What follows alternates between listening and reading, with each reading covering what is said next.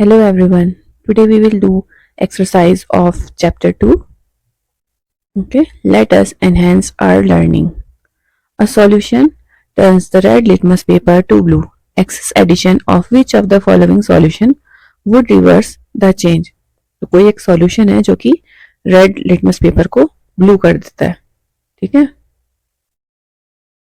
तो इसका मतलब ये हुआ कि जो सॉल्यूशन है वो एक बेस है. ठीक है, अब इसमें आगे दे रखा है कि किसको मिलाने से इस सॉल्यूशन में चेंज उल्टा हो जाएगा. ठीक है, जो रेड लिटमस पेपर को ब्लू किया गया वो वापस रेड हो जाएगा.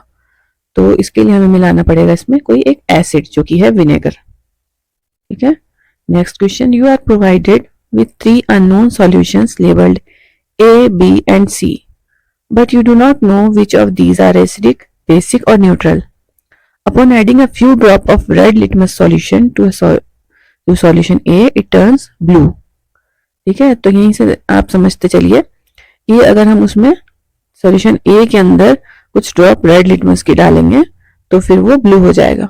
तो इसका मतलब जो सॉल्यूशन ए है वो है बेस. बेस जब भी हम रेड लिटमस से टेस्ट करते हैं तो वो रेड को ब्लू में चेंज कर देता है. When a few drops of turmeric solution are added to solution B, it turns red. Turmeric भी जो है वो बेस का इंडिकेटर है. ये एसिड और न्यूट्रल में जो है अलग अलग फर्क नहीं कर सकता. टर्मरिक जो है ओनली कलर जब चेंज करके दिखाता है जब बेस हो इसके साथ. तो इसका मतलब सॉल्यूशन बी भी बेस है. Finally after adding a few drops of red rose extract solution C, it turns green. और जब हम सॉल्यूशन सी में रेड रोज एक्सट्रैक्ट डालते हैं तो वो ग्रीन हो जाता है. और रेड रोज एक्सट्रैक्ट जो है वो भी बेस की प्रेजेंस में ग्रीन कलर देता है. ठीक है, तो इसका मतलब सॉल्यूशन सी भी जो है वो भी एक बेस है. तो इसका करेक्ट आंसर हो जाएगा इसमें से option 4, basic, basic and basic. ठीक है, observe and analyse figure in which red rose extract paper strips are used. Label the nature of solution present in each of the containers. तो देखिए 2.13 इसमें हो जाएगा बेसिक, क्योंकि रेड रोज एक्सट्रैक्ट जो होता है वो बेस के साथ में ग्रीन कलर देता है. फिर उसके बाद 2.4 में हो जाएगा न्यूट्रल, क्योंकि कोई कलर चेंज नहीं है. और 2.5 में हो जाएगा एसिडिक. ठीक है, 2.15 में एसिडिक, क्योंकि ये रेड कलर दे रहा है.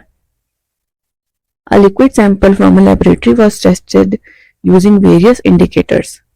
इधर इंडिकेटर्स लिखे हुए हैं और यहाँ पे है कि क्या क्या चेंज हो रहा है. कोई सैंपल है. ठीक है, तो रेड लिटमस जब हम उसको डालते हैं सॉल्यूशन को तो कोई चेंज नहीं है.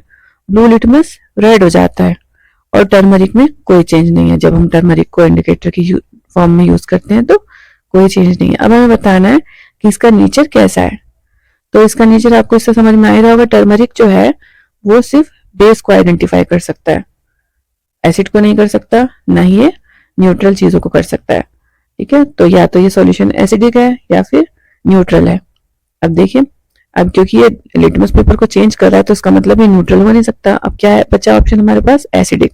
तो इसलिए जो है ये सॉल्यूशन एसिडिक है. Asset turns blue litmus paper into red, so according to the observation the liquid sample is acidic. ठीक है, अब Mania is blindfolded. She is given 2 unknown solution to test and determine whether they are acidic or basic. Which indicator should Mania use to test the solution and why? मानिया को blindfold कर दिया गया है, मतलब उसकी आंखों पर पट्टी बंधी है. अब उसको 2 सॉल्यूशन दिए गए हैं जो कि उसको नहीं पता कि वो क्या है. उसको कौन सा इंडिकेटर यूज करना चाहिए जिससे कि वो ये पता लगा सके. ठीक है, तो हमने अपने इस चैप्टर में पढ़ा है कि कुछ इंडिकेटर्स ऐसे होते हैं जिनमें एसिड और बेस के साथ उनके गंध में भी परिवर्तन होता है. ठीक है, उनकी स्मेल चेंज हो जाती है. तो ऐसे इंडिकेटर को हम कहते हैं ऑल्फैक्टरी इंडिकेटर. तो मानिया ब्लाइंड फोल्डेड है, so she needs olfactory indicators to determine acidic और बेसिक नेचर ऑफ सॉल्यूशन.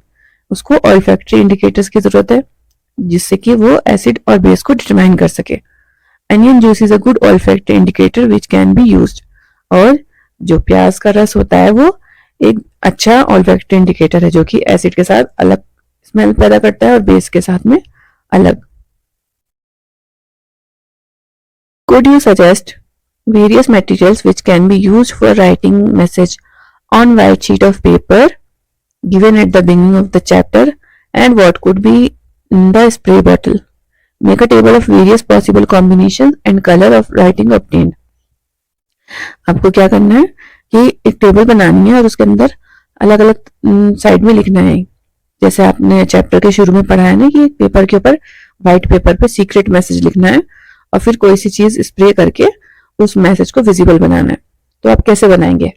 तो उसके लिए देखिए कुछ चीज तो मैंने कलेक्ट कर लिया है। देखिए, फिनोल्फ्थालीन सॉल्यूशन लेना है जो कि कलरलेस होता है, व्हाइट कलर के पेपर पे आप आराम से इससे लिख सकते हैं। ठीक है, फिर है डाइल्यूट सोडियम हाइड्रोक्साइड जो कि हम उस पर स्प्रे करेंगे फिनोल्फ्थालीन सॉल्यूशन पे, और ये हमें देगा ब्राइट पिंक या फिर मजेंटा कलर। ठीक है, दूसरा है इनविजिबल लेमन जूस।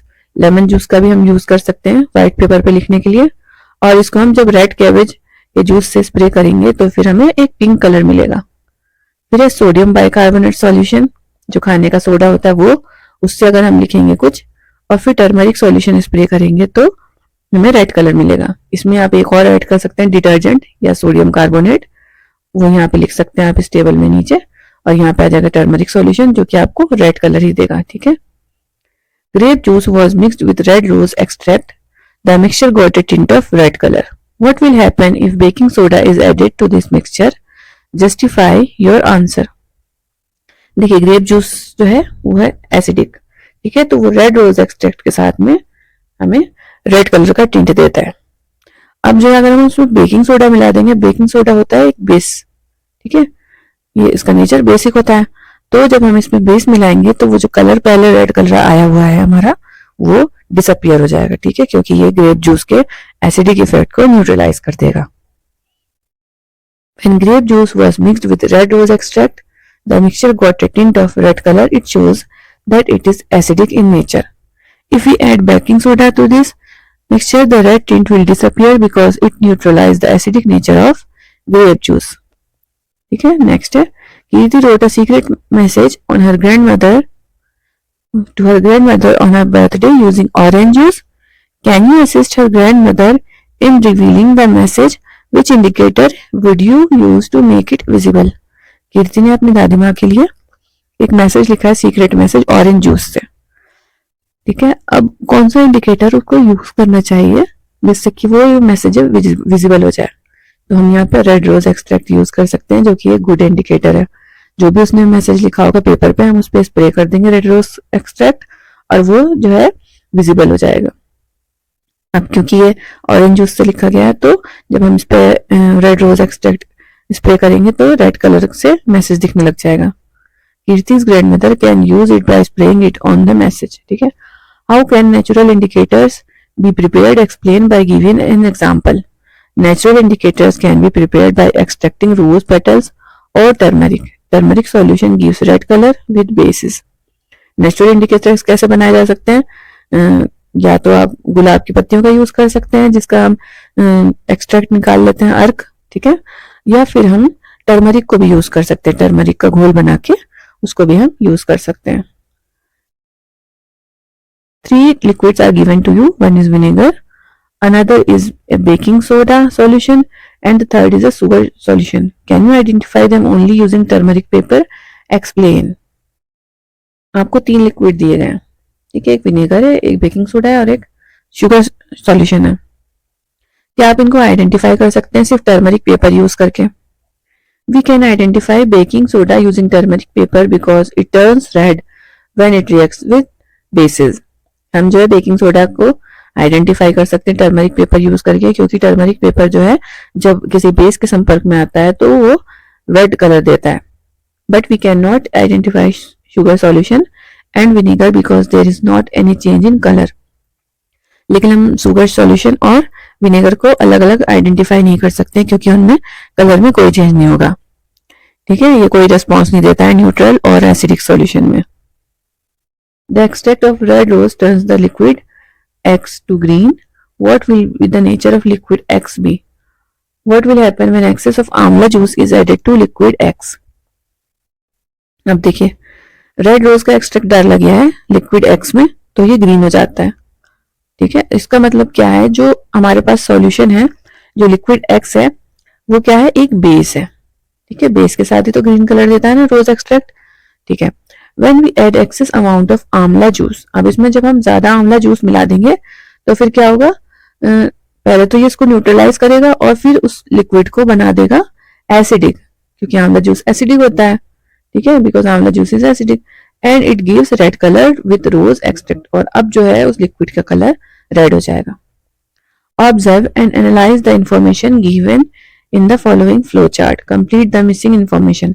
आपकी बुक में एक फ्लो चार्ट दिया हुआ है और उसमें ब्लैंक स्पेसेस हैं, ठीक है, यहाँ पे मैं फ्लो चार्ट नहीं बना पाई हूँ, लेकिन आप इसमें आंसर देख सकते हैं उसका।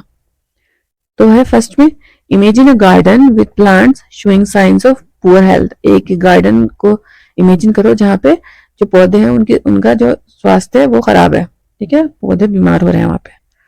तो दो ऑप्शन हो सकते हैं, the soil can be acidic in nature और the soil can be basic in nature, ठीक है। अब हमें टेस्ट करना है कि वो एसिडिक है या बेसिक है, तो किस इंडिकेटर का यूज कर सकते हैं हम, रेड रोज एक्सट्रैक्ट का यूज कर सकते हैं, ठीक है। फिर अब हमें पता चल गया कि जब एसिडिक है या फिर बेसिक है, दो में से एक तरीके की होगी soil.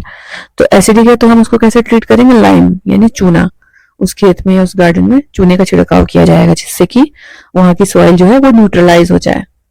The basic soil can be treated with organic matter, और अगर हमने जब टेस्ट किया वहां की सॉइल बेसिक आई है तो फिर हम उसमें वहां की सॉइल में ऑर्गेनिक मैटर डालेंगे, खाद डालेंगे, ठीक है, जैसे ये सड़ी गली पत्तियां, ठीक है, ऑर्गेनिक खाद डालेंगे उसके अंदर, जिससे कि वहां का जो नेचर है सॉइल का वो एसिडिक होके और फिर न्यूट्रलाइज हो जाए, ठीक है। तो इस तरीके से हमारी एक्सरसाइज फिनिश होती है। मिलते हैं नेक्स्ट वीडियो में। Thanks for watching.